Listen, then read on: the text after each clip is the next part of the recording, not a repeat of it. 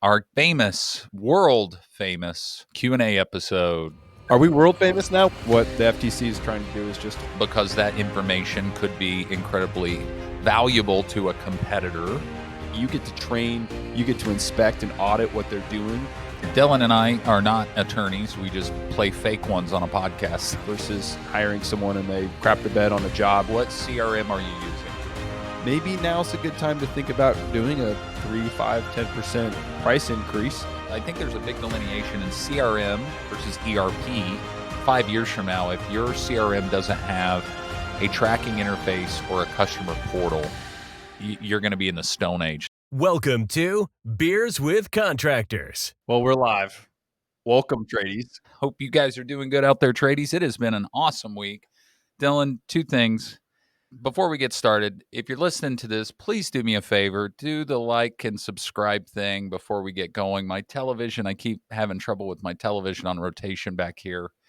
And then secondly, I set aside my flamingo shirt specifically for this episode. And damn if I didn't forget it, man. It was sitting on the bed because we are in the dog days of summer and it's feeling beautiful today. And I was like, dude, I'm going to wear my flamingo shirt. I'm proud of you. Okay, so for listeners out there, this is airing on a Thursday. That's when it drops, but we're actually recording this on a Friday. And so we had a little rivalry that we used to go back and forth because I was all about the Flannel Friday and Will wanted to contradict it and make his own thing of Flamingo Fridays. So I'm disappointed to not see your Flamingo Friday right now. I know. And for a little context, everybody out there, so everybody would start wearing flannels on Fridays, especially during winter. And just so we're clear, I hate winter. I just despise cold weather. My goal is to get closer to the equator as I get older. And then I come into the office and everybody's all flanneled up looking like they're ready for hot cocoa. And I'm like, screw this. So I started a rivalry Friday outfit club called Flamingo Fridays.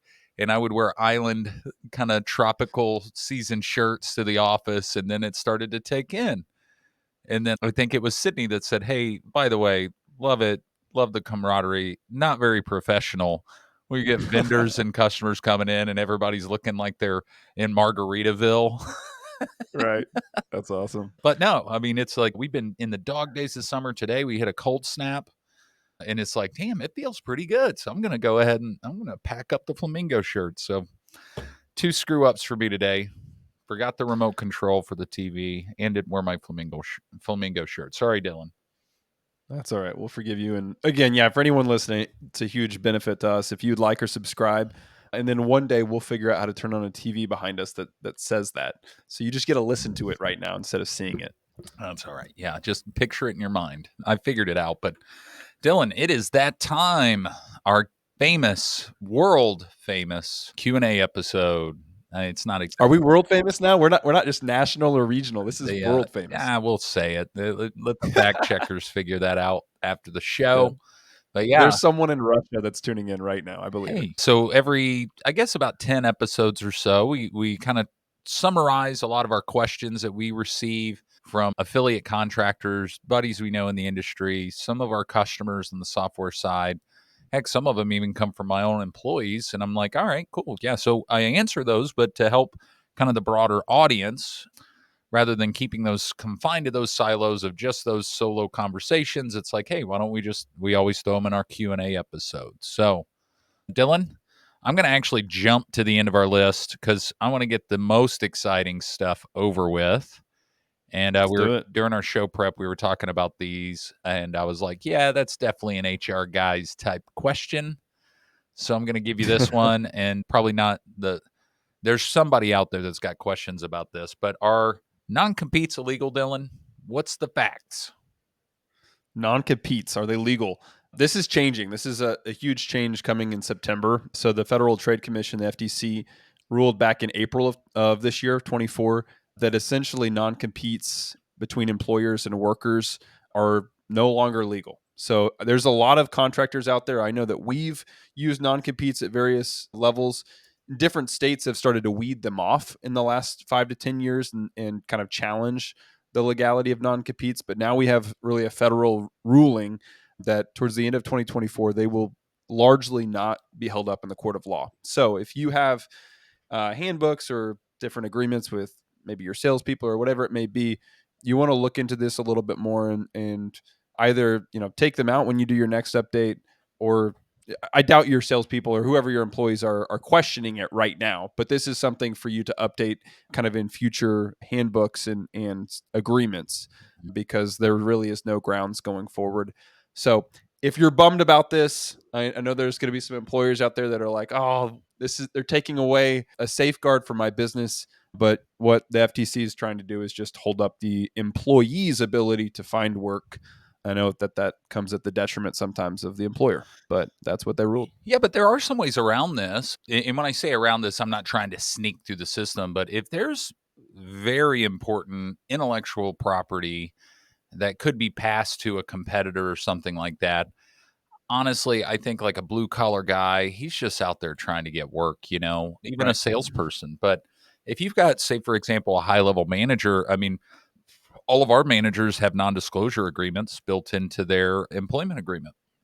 And that, by definition, does kind of lock up some things because that information could be incredibly valuable to a competitor, whether or not it's information about financials or it's systems and processes or potential vendor changes, things like that. So if you feel strongly enough about it, and I would feel strongly enough about it if it was, say, an accountant or a bookkeeper or controller, because there's so much tied to that business or your business that could be transferred over to someone else. And you know how it goes. I mean, it may not be like, yeah, they share emails or things like that, but there are circumstances where conversations are just going to naturally float to the surface.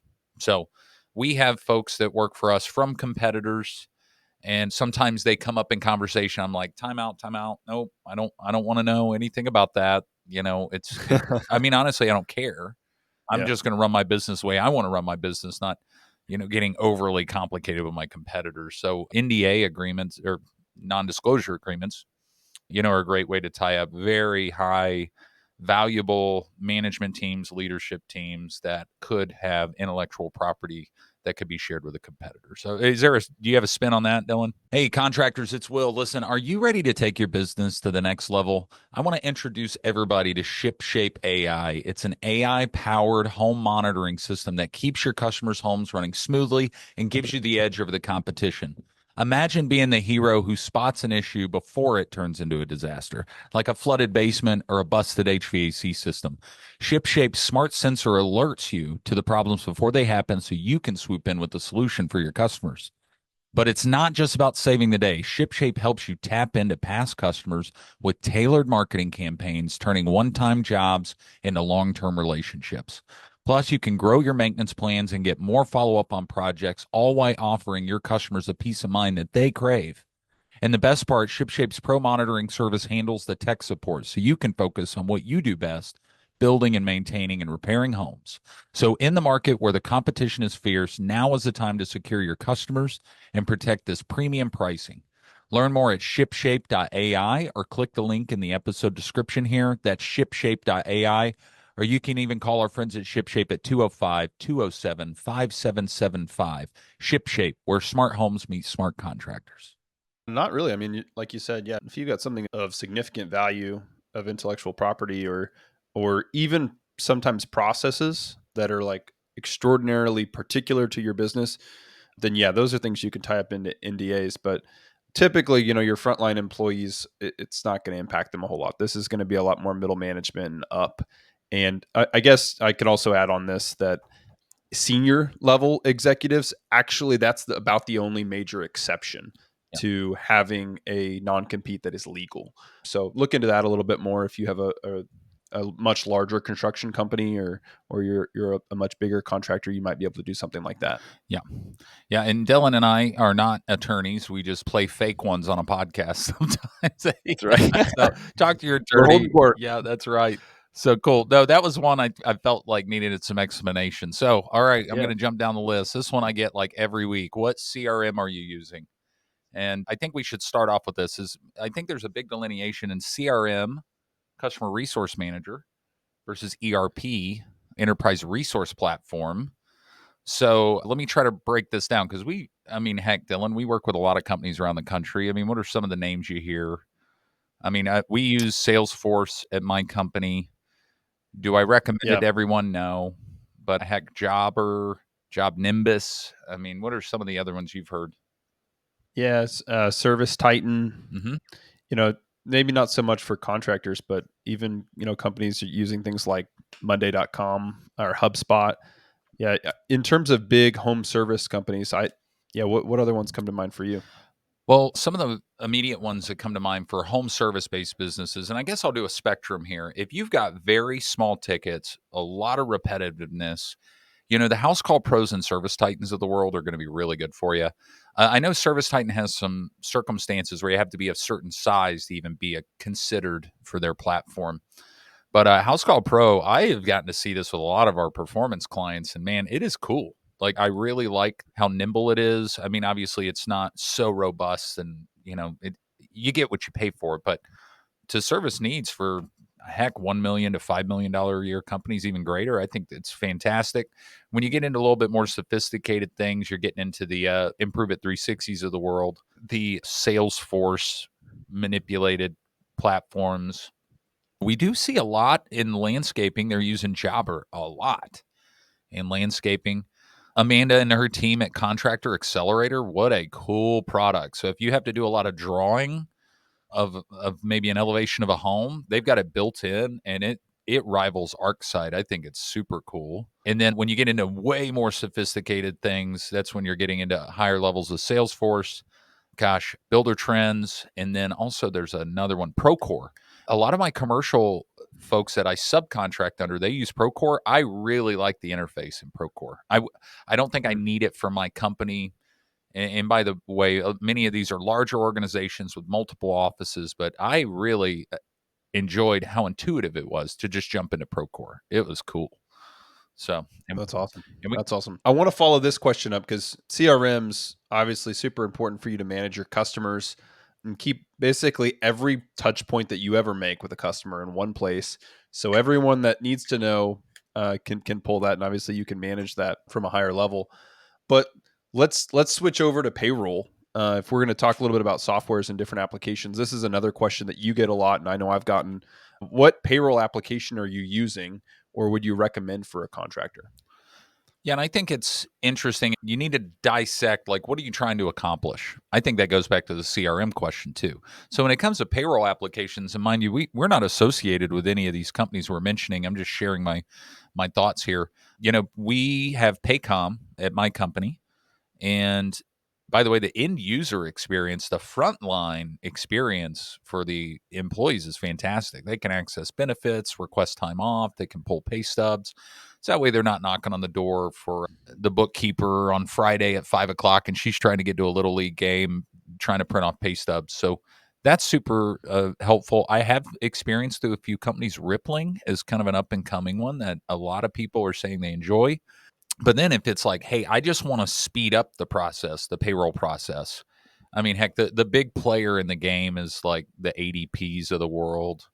But honestly, I'm a fan of QuickBook Enterprise. Now, Sydney does not like QuickBooks Enterprise, uh, but she still to this day, with how many employees and offices we have, we still use QuickBooks Online and it works well for us. I mean, there's some higher level functions that aren't allowed in there, but I think for most small businesses, QuickBooks Online has been great.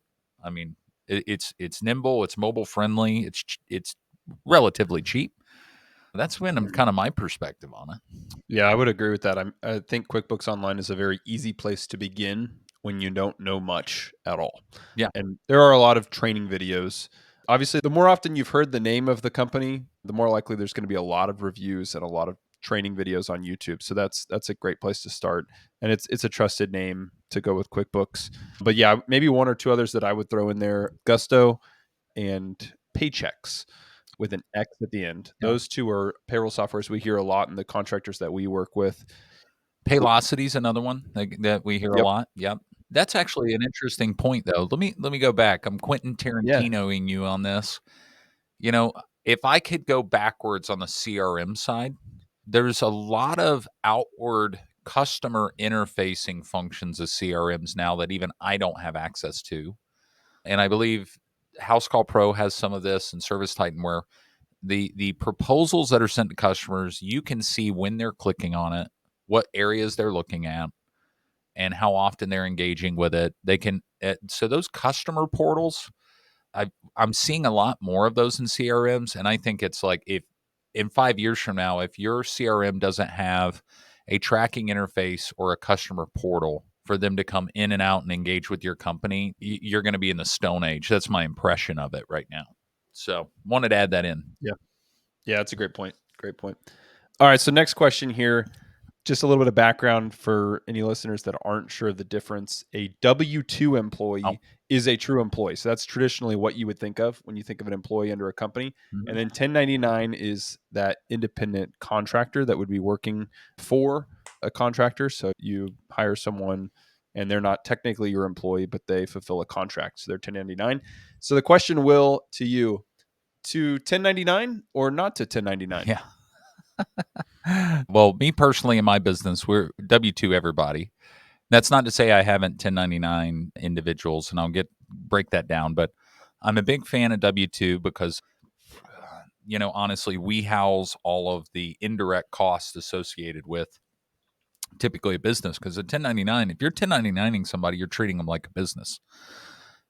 The fact is most of them aren't operating like a business. So we are in control of the insurance, the experiences, things like that. However, in let's call it a small contracting firm that does bath remodels or deck builds or heck, large scale remodels, I would see that a large majority of that business is going to be 1099. But you know this just as well as I do. Like in that, it's common to be like, hey, I need you to list me as an additionally insured on your general liability and workers' comp insurance. It's really hard to do that to one individual. And I think, gosh, I wish I remember the update from the labor board that, if that individual is employed, and keep me honest here, Dylan, it's like I think up to 80% of their income comes from you, then technically they're not supposed to be 1099. And maybe somebody that out there that knows more about this, throw it in the comments. I'd be interested to see your take on this. But there just seems to be a lot of stickiness around, hey, if they are strictly a full-time employee for you, they can't be 1099. But I know you could also tie that up in a contract. Honestly, Dylan, you remember we did that with Keith Steinkamp, our controller. We needed Yeah. a strong financial controller for a good 10 to 12-month window. And rather than going to the market and trying to find that for in-house, we actually contracted that out. And then when we were done, it was very easy to say, thank you for your time, and off you go, right? It wasn't a termination. It was just a termination of the term of our contract. And so I really like that. My biggest concern in home services is those employees not carrying the proper amount of insurance and workers' comp to cover, damages or injuries. But also, when it comes back to it is, they can honestly go work for anybody and everybody while they're working with you, which means that they're not Yeah. focusing on your business. And that's why I'm just not a fan of 1099 in the home service business. Yeah, and I think I want to add just a little bit of clarity here about knowing if you have a 1099 or not. I think the easiest kind of two things to keep in mind. There's a number of criteria that exist, but the two easiest ones to keep in mind are who gets to set their schedule Mm-hmm. and basically when they show up and what they wear. If you're saying any of those things, they really should be a W-2 employee. Yeah. And the second thing is the way that you're paying them. Like if you're giving them benefits or you're paying them a paycheck, that's a W-2 employee. Obviously, you should be invoicing someone that's a 1099 contractor. But you're so right. I mean, it it's about controlling the experience of an employee when you want to have someone that's W-2, and controlling the experience of the customer, because guess what? You get to train, you get to inspect and audit what they're doing, Yeah. and have a lot more control when they're in house versus hiring someone and they just kind of crap the bed on a job and you're just stuck with it because that's who you hired. Yeah. And this actually segues to, we don't even have this on our question, but somebody was asking me a few months ago, like, do you have sales vehicles? And it's like, yeah, I do. And they were wondering about it as a perk. Like, hey, if they get to this certain amount, do they get a sales vehicle? And we've done similar things in the past. But honestly, the reason I do is I want to get just one step closer to being able to package up a consistent experience for my customer. So it's kind of like, you go to McDonald's, and I don't eat at McDonald's, but you're going to get the same experience whether or not you're in Wichita, Kansas, or Dayton, Ohio, right? So I found that always frustrating when you have one person that's showing up in, say, a Toyota Corolla, and then another one in an F350.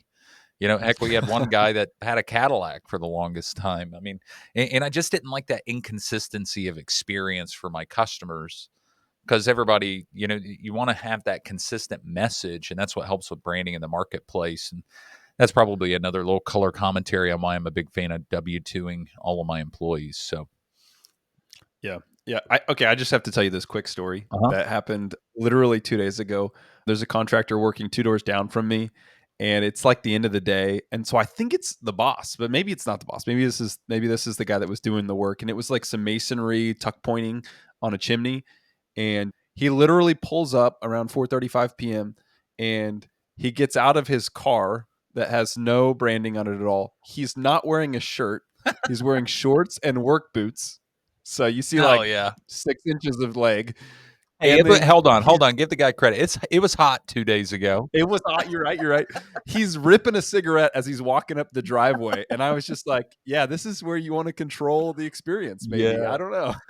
that's funny. I bet you. Hell, he was the boss in his own right, I guess. If you There you think go. about Yeah. it, which and gosh, we're going long on this question here, but I have yet to have a job at my house that did not involve subcontractors, where those subcontractors solicited work directly with me. And that's something like that everybody should be aware of. And I'm not saying that I don't 1099 for that reason. It's just that is a reality that is, I have experienced that through dozens of projects in my own home. There is one company here locally, Blue Haven Pools. They've got locations all over the country. They have retained the same subcontractors for 20 years. And somehow, I don't know if it's through some of their agreement or what, and the way they treat them, they have just done really well. They do some of their work in-house, and then they outsource some of the other items to subcontractors. So for them, it worked, and they dialed it in really, really well. And so but that is funny. If that guy comes back around, ask him for a card. We need to have him as a guest on the show, Yeah. Dylan. Right. That'd be awesome. He That'd just be great. shows up, no Tell me about shirt your on. success. Yeah, cigarettes with contractors. It's our That's next great. spinoff. Hey, I'm going to toss this one to you, because this Yeah. question, it's funny. It says, "Do you have a written workers' comp protocol? And if not, you need to get ahead of this." And I want to tell you something funny is when I read this question, I was like, hell, I don't know if I have a workers' comp protocol. That's awesome. So, Dylan, Yeah. I don't know. When you were working with me full time, did we have a workers' comp or protocol? We we did. It was, I would say it was a loose one, but we had something. Okay. Basically, a workers' comp Well, protocol I is feel is better just, already. Yeah. yeah. Yeah, leave it. Hopefully your HR risk mitigator in the company has something. If not, just basically whoever you're paying insurance to for workers' comp, they have a protocol that they would love you to follow that would give them peace of mind. So you don't need to go invent something. Don't go make something up. Just ask them like, hey, can I get like your protocol? Like, what do you do when you have an injury? Yeah. And this is it in a nutshell. It's like someone got hurt on the job site. So what's the immediate response? Oh, Okay, okay. we're going Hold to take on. him to So the this is doctor. actually, hold on. So yeah, I remember this, and that you're not giving yourself enough credit. This was actually a really cool system. So when I read this, I thought about workers' comp, but not like incident reporting. But you guys built this whole thing with like the safety committee, where it was like, what was it like? It was an acronym, ACDC. And what do you remember what that stood for? Um, I am totally blanking out right now. That's Oh, embarrassing. I'm gonna have to look this up. This is ACDC. yeah, and it was funny. It was the acronym to help them remember, and here we are. We can't remember it.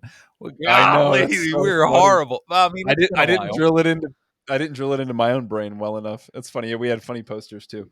I have like the parts of it. I just can't remember what the acronym is. Oh, that's But anyways, so you get your immediate response and you need to report the incident. So if your company doesn't have any way that they're reporting, like that's a really easy first step. Like create a form that asks for the details. Anyone that was there needs to fill that form out so you have multiple stories. And then, talk to the supervisors about it and file the claim, obviously, and any medical advice going forward. And then basically the workers' comp insurance company will take a large part of the the claim from there. And, you just need to have some communication and figure out when they're going to return to work, what that's going to look like. Maybe are they going to return to work with light duty, that sort of thing, and then Yeah. just kind of monitor and review it. But you don't need to have some like really super elaborate thing. And I guarantee you, your workers' comp insurance company has something that they would Oh, be yeah. happy to give to Yeah, you. they want to. Yeah, because they don't want to have to be tied up in court over some fact that it wasn't documented and things like that. Cool. I tell you what, I sent a message to Sydney. Oh, here it is. It came through on text message. Here And we the go. safety poster says, "Our rocking reminder," in quotation mark, "in case of an accident or a near miss." I forgot. Near misses are important. Assess the situation or incident. That's the first A. C, call your supervisor. Document the incident and correct the behavior. That was the ACDC. In Boom. retrospect, there's not anything like call 911.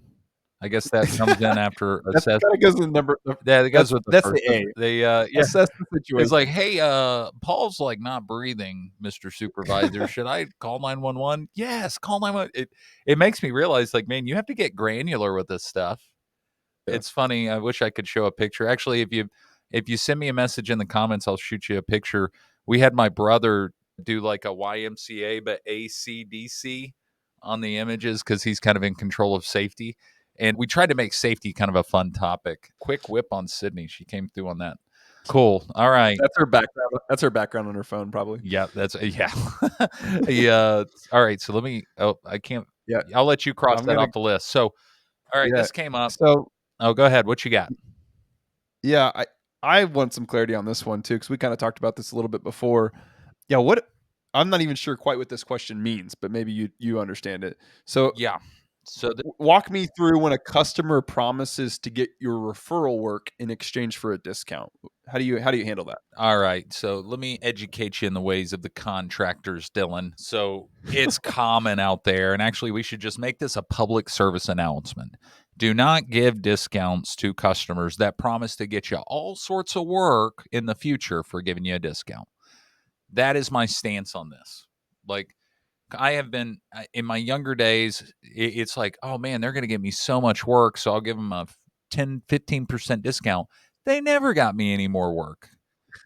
And I mean, that's not to say I have some great referral partners, but the good news about my referral partners is they're not expecting a discount. They know, like, hey, you have to have healthy margins to do good work. And in order to do good work, you need to be paid your worth. So, I mean, I'm not going to say any names of certain industries, but it was common in my younger days. I was essentially ripping out my gross profit margin in hopes that I would get more business out of this person when all they were doing was squeezing me out of a discount. So, stand by your price. And what I mean by that is if you're not getting paid as the owner, it's very hard to bring value to the market because you're always chasing money around. And then once you're chasing all that money around, you don't have enough money left over, and then you're borrowing from Peter to pay Paul to the next job, and it just becomes a mess. So my statement here is do not give out discounts to those customers. It's like, hey, I'll give you a bunch of referral business. I know everybody in the neighborhood, because fact is they're just squeezing you for money. Yeah, that's super interesting. I guess I hadn't thought about the fact that you could promise someone referral work and then leave them hanging, which yeah, makes sense. Maybe just Mhm. send them a $50 gift card or something for future work Yeah, if you want to give them some sort of incentive to keep them coming back and referring work, but don't promise them yeah. anything on the front end. Yeah, which I am a big fan of. Yeah, like, hey man, I give you $100 for every referral that lands or something like that. Now, don't squeeze out your margins, obviously, but man, that's the gift that just keeps on giving, and mailbox money for that person. Heck yeah, that's awesome. Well, this next question is about the end of a project. So you've just finished up, and now you're trying to get that beautiful, coveted 5-star review. Will, what's your process for the 5-star review, and how are you getting them? Yeah, so this is interesting because I want to be clear. You actually said something for the end of the project. I've gotten reviews for going out to a house and I can't help that customer, and I steer them to another contractor, and I'm like, hey, would you mind me? I spent the time. It's a free estimate, and obviously I can't help you, but I find value in helping people. Would you mind, paying it forward and giving me a 5-star review if you had a great experience, and boop, what do you know? So I think that's the first lesson is just ask for the damn review and you'll probably get some damn reviews. It's pretty simple. However, human beings, we need to make it stupid simple, don't we? It's like, man, if I have to get online and search for your company and look for the review, things like that. So we've done a few things. We use QR codes like crazy now. I mean, you've seen this. We use it in recruiting, which, by the way, I mean that's another thing when we talk about reviews. It's not just Google, but I will give credit to Mike Soto. He showed me one of his referral cards the other day.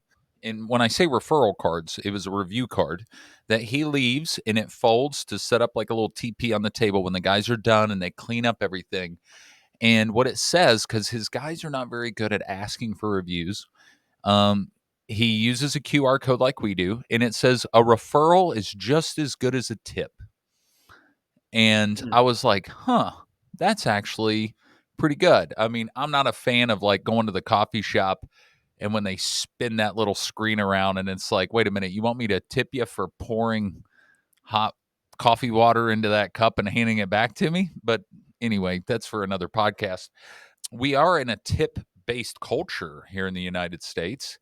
And just by emulating the fact that it's like, oh, it is just as good of a tip, but it is one of those where it's like, oh, well, now I can actually, rather than tipping, give a review to say thank you. And the barrier of entry is super simple. Now, reviews can go a lot of different ways. So here's what we have been working on heavily is we redirect those cue cards often to different areas. So we have over, gosh, I don't know, 515 reviews just for my main office in Oklahoma City. But sometimes we need some in BBB. Sometimes we need some in Yelp. And by the way, if you have users or customers that are using Safari, you're going to want to work on those Yelp reviews because those Safari search results are going to be biased towards Yelp. So that's really important. But Dylan, you know this. We've also tried to get really good at also asking for employee reviews on things like Glassdoor, which as an employer, I have no control over. I mean, I can respond, but I mean, I could have a total stranger log in and put a review about what it's like to work for my company. I have no way to remove it. So we try to do really well at also asking there because customers will even look at employee reviews when checking out your business, i.e., back to our Gen X conversation at the Chad McCleary episode. So, yeah, I mean, just by doing that, it will start to take off. And number one, just ask for it. Number two, make it stupid easy for people to write reviews. And shout out to Michael Soto for his cool little design of reviews are just as good as a tip. So, And one thing I want to add to this is you can incentivize your crew members to get the 5-star review, right? And if you're not already doing something, if it's not a verbal shout out in a meeting like, hey, so and so, John Smith, thanks for getting that 5-star review. I appreciate you. And that call out, that's the easiest, most free thing you can do that's going to help your team. But you could throw them a little bonus or have a competition this month. Whoever gets the most reviews yeah. gets this gift card or whatever it is. Make it fun and people are going to show up for it. Yeah. And I'm glad you said that. I am a proponent of saying, listen, I'm not going to pay for Google reviews. And sorry, this sounds so stern and curt, but good customer service is our job. As a result of doing your job, we will get Google reviews. And part of it is, asking for the review. So I do not pay little, you know, I don't encourage people to pay for those bonuses. However, you hit the nail on the head. Contests that get kind of momentum in the whole organization and gets everybody behind it. I am a proponent for that when it needs to be surged. Hey, let's rewind on that real quick because Ashley, if she were here, she would want to talk about this. Reviews that have content in them are massive. So if you're doing work and you can get the customer to post a picture of it, then that is super helpful because those are going to rank much higher on the list. So, All right. Well, I want to transition to maybe some more financially focused and money oriented questions. So this is a really good one here. What's considered a healthy GPM, so gross profit margin, for a company in the home service industry? okay. So let's break that down. And boy, hopefully we don't lose one of our 5 listeners as I go down through this. Taking a sip of my brewski before I go down the rabbit hole here. So let's just talk about GPM, gross profit margin. I help a lot of contractors with this, and then I argue with their bookkeepers. So let's just break this down. You have income or revenue or sales. You may title that differently in yours. Ours is income in our profit and loss statement. But then you have all of the direct expenses. And those direct expenses are typically labor, materials, subcontracting costs, equipment rental for that job, commissions if you pay your salespeople, any expense that can directly be communicated to an individual customer or job. Direct expenses. Everything that is left over, those are your gross profit margins.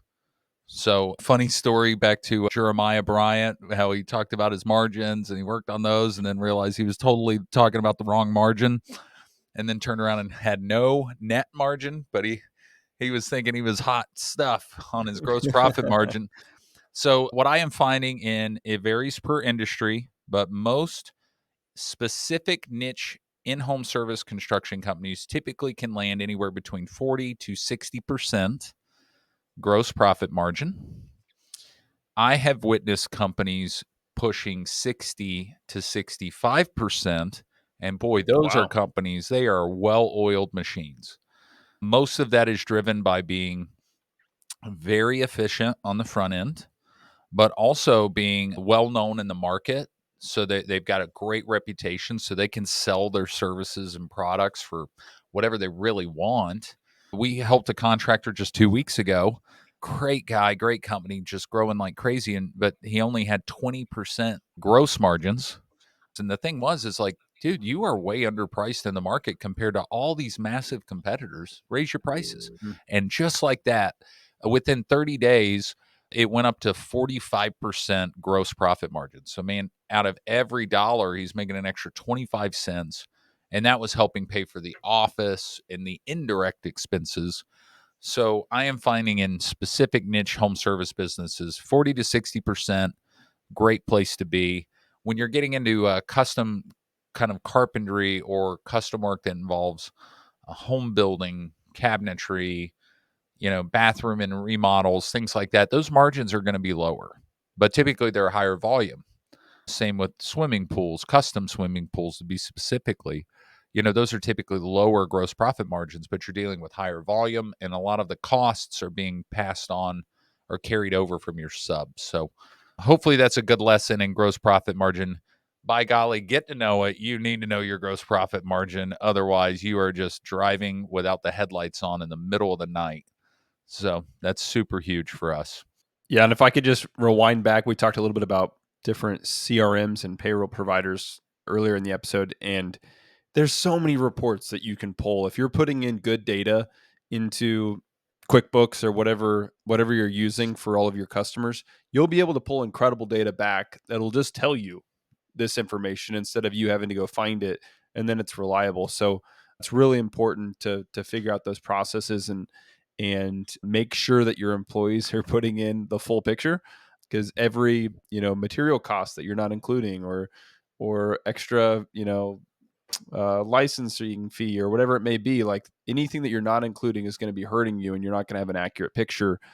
And I know you've seen this a number of times too, Will, where maybe a company's going to sell and they have to clean the books up a little bit because those things aren't really that accurate. Like there's something that hasn't been telling the full picture. And so just do yourself a big service now, include everything, get the honest answer. What is my true gross profit margin? And then you can grow from there. Well, I think the important thing to understand is a lot of people don't want to know their gross profit margin because they're scared that it's going to be like something they don't want to look at. It's kind of like, I don't know if I want to pull my credit score because it's probably going to be bad. But then what happens is you don't ever know. So you got to start somewhere. But the beauty of the gross profit margin, we talked about this in the past, is I can go to any one of my managers and say, what is our break even this month for this office? And they know it because they know that break even is fixed cost divided by the gross profit margin. And boom, based on that, it says I have to hit this number before we even start making profit.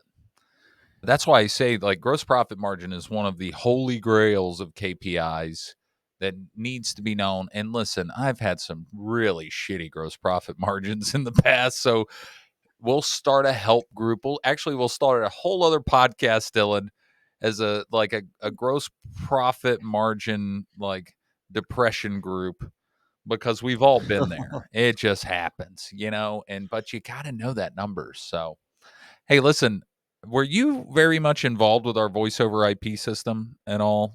No, I saw this question on our pre-show prep, and I was like, man, I really hope Will's got an answer for this because I Uh, don't know where I would take it. I got an answer, but it's one of those where I'm open to some suggestions out there on this, because I have gone through. By the way, VoIP, or voice over IP. This is essentially your phone system over the internet.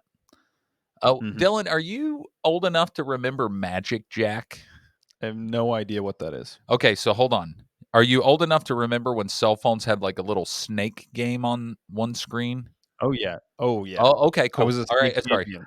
All right, so I just need to get my footings here. Okay, so anyway, Magic Jack was like this super low phone system you could buy for your house that was through your internet. It was like $9.99 a year. And all it was like a business to consumer product for voice over IP. So now it's evolved into tons of stuff. Just to be direct with this answer, we currently use Jive voice over IP, and that is tied to GoTo for reporting.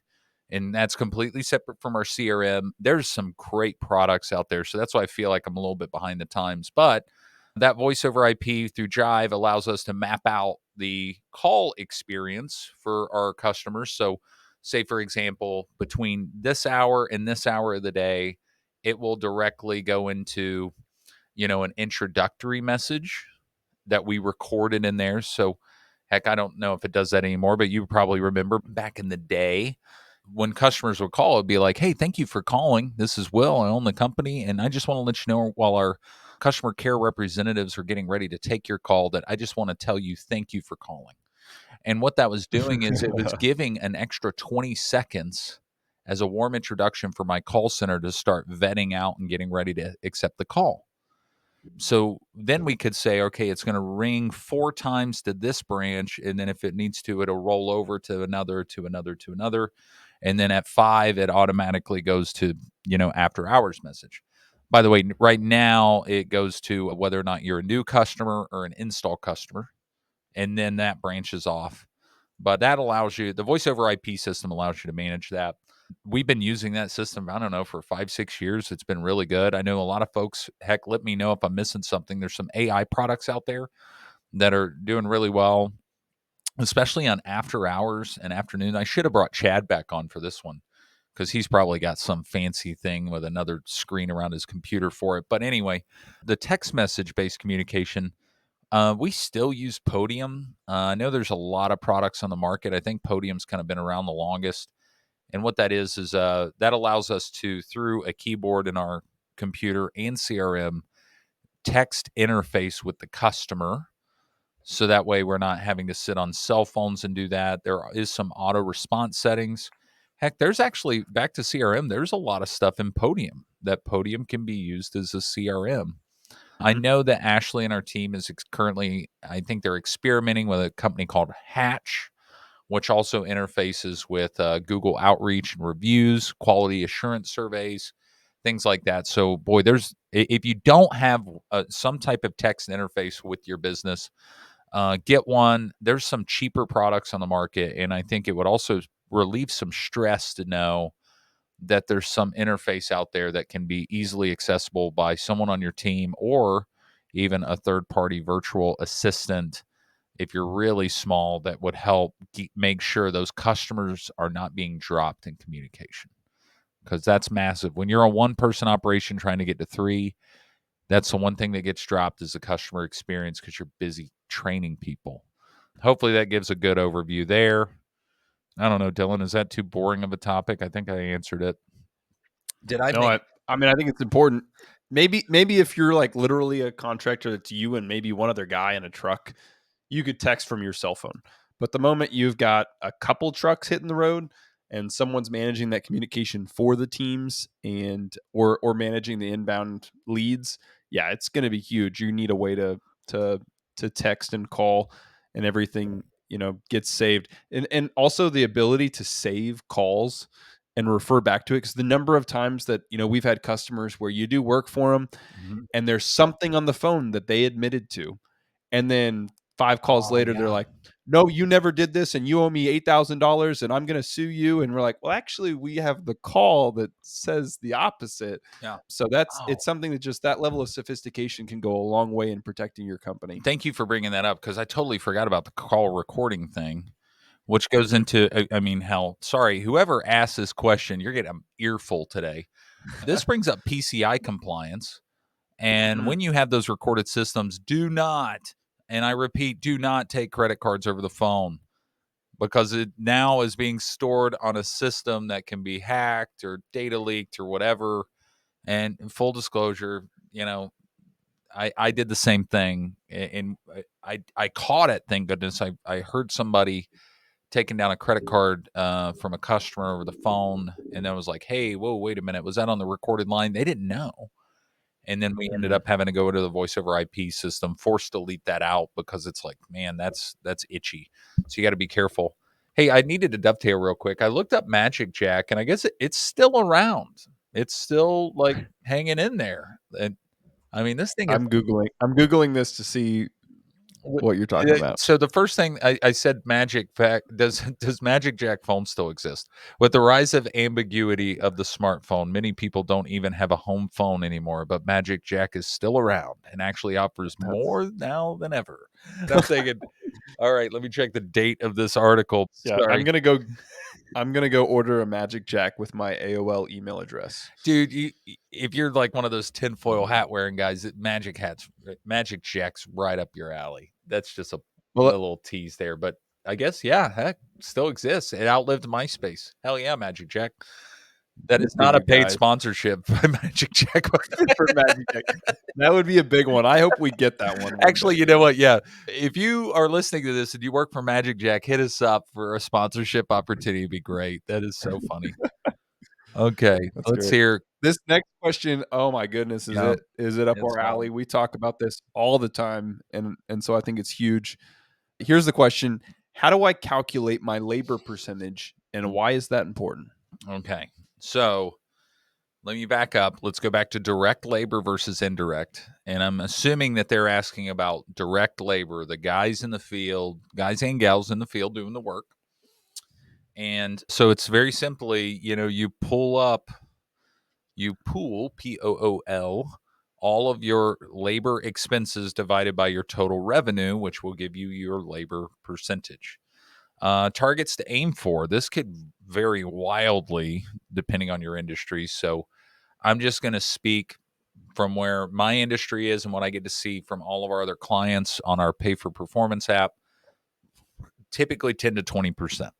There are areas where there's very high end workmanship, very high. What am I looking for here, Dylan?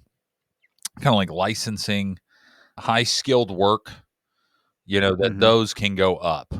You know, if you're if you're a high end welder welding up, gas lines or something like that, totally different skill set than, say, a guy putting up fence panels. It just is. Oh, hell, a good example would be like a elevator service person or operator. And actually, going back to Elijah Steiner's episode, in the fencing world, the automated gates around businesses because of fire egress and exits, that is a very highly paid position. So the margins are going to be higher. The labor percentage is going to be higher, is what I should say, not margins. So, but it's simple as that, calculating it out. And then that's what makes performance pay so easy is, hey, if we know our target, why wouldn't we reward the A players for hitting higher? So hopefully that answers that question for that lady or gentleman out there. So, all right. I'm looking at this next one and I get this often. And I think I may have more questions about this than I would answers. But let me see here. And I'm on number 10, Dylan. The how do you price your installs? Is there a Yeah. percentage above materials? Is that the one you're on? Yeah. So I think I understand the question as like, all right, so I'm maybe new to the game or I've been around. I know my material cost is X. How do I know how much I should charge the customer? Well, Mhm. how do you price that install? Yeah, so I think in the younger days of a business, when it's just you and maybe some helpers, you and some subs, it's very easy to look up at like, well, what's my markup? Hey, I'm gonna pay $500 for all the materials. I'm gonna pay $200 in labor for the guys helping me, and then what can I make on top of that? And that's kind of the old way. But honestly, that's how a lot of small guys do it. So I don't want to knock on them because hell, I was there 20 years ago doing the same darn thing. So, but then there's also material costs. I'm not a fan of markup over material because honestly, a markup over material sometimes allows a contractor to forget, hey, you got all the indirect expenses that you're not covering. Hmm. And somebody's going to fight me in the comments on this, but here's the thing. Everything in their price is a markup over material. That's it. Like, but you want to make sure that your damn price is covering all of the expenses after materials. I'm not going to base it on solely materials.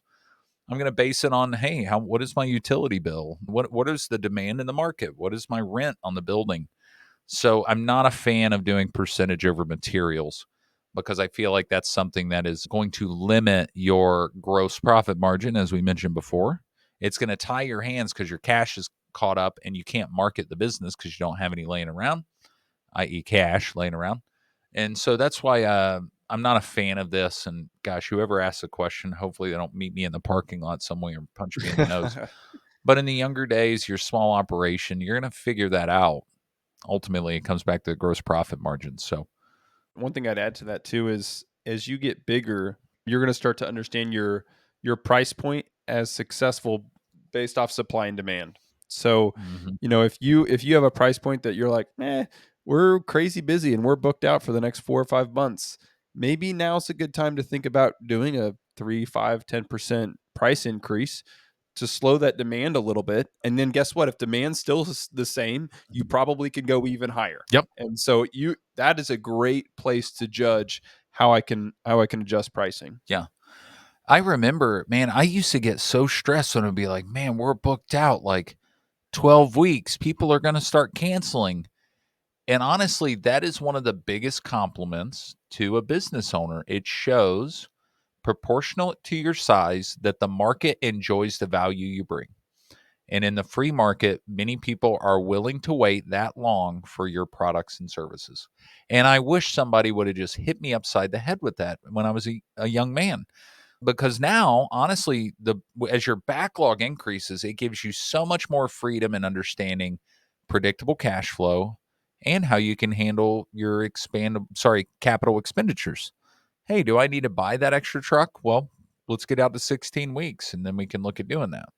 Or can I expect more output out of my crews or team to where I can, by the way, a great metric for that is revenue per full time employee.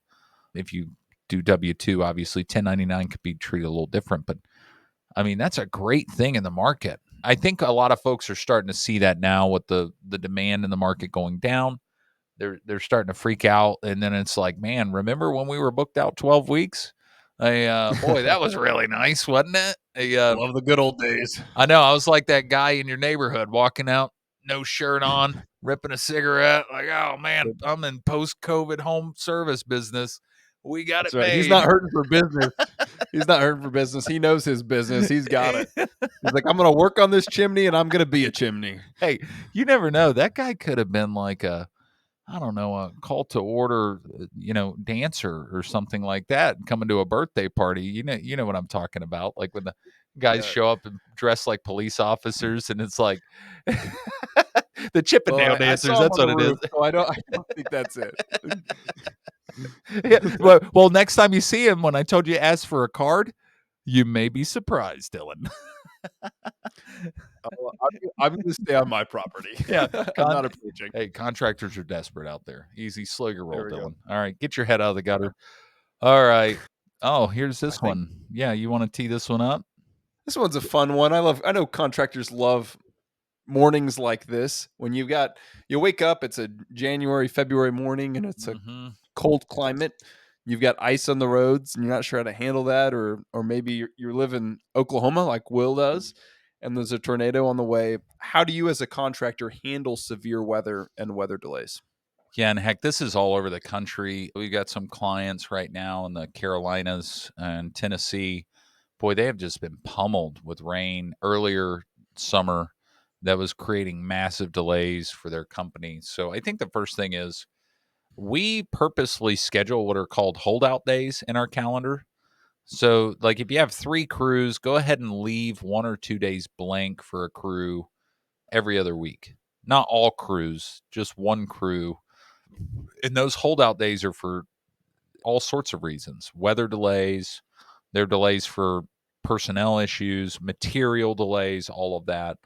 Heck, when we were having all the material shortages after COVID, heck, we had a lot of holdout days in the production calendar, knowing like, hey, we may or may not get that product in time, but let's keep that open. So then that way we'll call a customer that we have the product and then pull it forward.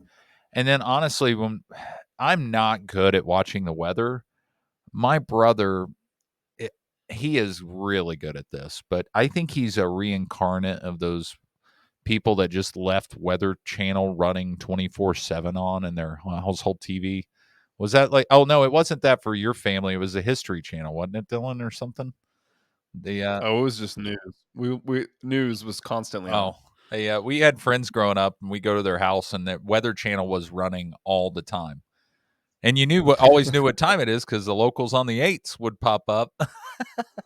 You didn't need to look at a clock. But anyway, my brother is really good at seeing the weather, so he will go ahead and throttle back or throttle up depending on the weather, and like don't even bother about like, hey, go home. Like, and I will say this: in my younger days, I used to be pretty reckless. It'd be like, and I know if there's anybody listening to this from up north, they're probably freaking out right now. But like, it's not worth getting into an accident in an $80,000 box truck when it's icy and snowy outside. Now our market's not equipped for that stuff. It's like, dude, stay home. We'll roll it over into next week or the weekend. And our team Mhm. is accustomed to that, especially when we're out during the week. And it's just like, hey, man, we're just going to work on Saturday and Sunday. Take Tuesday and Wednesday, enjoy your day off, and just behave and enjoy Netflix. But during rainy season, boy, that's a mess because sometimes the effect of that rain can last several days after. Example would be going out to a home to work on a crawl space and the thing is flooded. So, boy, we get really nimble when that happens. We look in the calendar, try to find out, hey, who could have gotten hit, and let's send a service tech out ahead of time, or have the customer say, hey, can you peek in there. Now that's specific to my industry, but ultimately that I think that affects a lot of different industries. So holdout days, go ahead and pre-plan ahead of time with holdout days because those empty spots in the calendar pre-planned are going to help you tremendously. Right on. Yeah, I love that. Yeah, and then obviously you got to communicate it with your staff well, and give them enough of a heads up that they're not, in the morning when you call something off and you don't do it 15 minutes before people are already going to be showing up anyways. Yeah. You have to call it off early enough. Yeah. Well, hey, Um, Dylan, we've gone long today and I know we had some technical difficulties, but I think we've vetted out a lot, but also we have probably some things that I was surprised out of some of these questions. It's like, heck, this is a good question. I don't know. But there's some other ones that, excited to maybe see some comments from some other people out there because I don't feel like I'm probably up to date on the best voice over IP system right now. There's some cool technology out there. So for those out there that heard some questions to this, want to provide some color commentary to this, please go ahead and like comment on it. You can hit us up at all Beers with Contractors pages, or you can hit me up at williamwalkerblake.com or on social media outlets. But otherwise, Dylan, it's been a good week. And sorry I forgot the flamingo shirt, buddy. hey, there's always next week. There's Next another week. Friday coming. And frankly, you've got tonight. You can go home, you can get into your pool and put your little flamingo shirt on. They have not with the temperature drop, but maybe I'll sit outside and enjoy Little life.